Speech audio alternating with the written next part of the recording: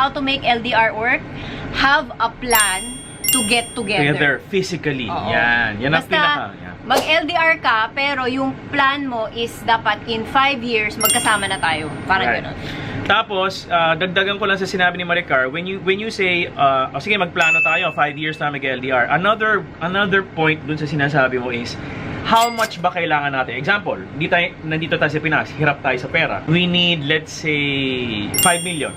5 million, okay. Pag tinamaan na natin yung 5 million, nag-LDR ako, nagtrabaho ako sa KSA o kaya sa UAE. Okay, if I earn that 5 million at na-save ko na, balik na tayo sa isa't isa. Either dalhin kita doon sa Canada, dalhin kita sa US, or ako babalik sa'yo. Now, bakit namin sinasabi yon na you should know how much is enough sa LDR? Kasi may nagsusulat sa amin ng mga wives na they say, RM, alam naman namin na mali yung ginagawa namin na ang tagal na namin nag-LDR. But, meron kami biniling lupa rito, tsaka bahay, at kotse, mga kotse. And if my husband comes back, hindi namin siya mababayaran. So, ang point nung sinasabi ng mga those wives sa atin is for money, nag-LDR sila. Oo.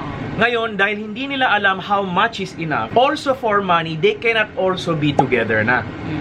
So, yung mga 11 years na, like yung wife niyan, I remember, more than 10 years na silang separated, parang physically separated. Sabi niya, I want my husband to come back, pero part of me knows na pag bumalik yung asawa ko, hindi namin mababayaran yung lupa. Ayun, something like that. So, you should know, make a plan to be together. 5 years ba yan? 7 years? Whatever. And then number 2 is, know, kailangan alam mo how much is enough. Kasi pag hindi, yung LDR, hindi titigil yan. Baka umabot kayo ng 30 years. This is RM, Relationship Matters. Your online ninong and ninang saying, wag Pera-pera lang ang pagkuha ng ninong at nina.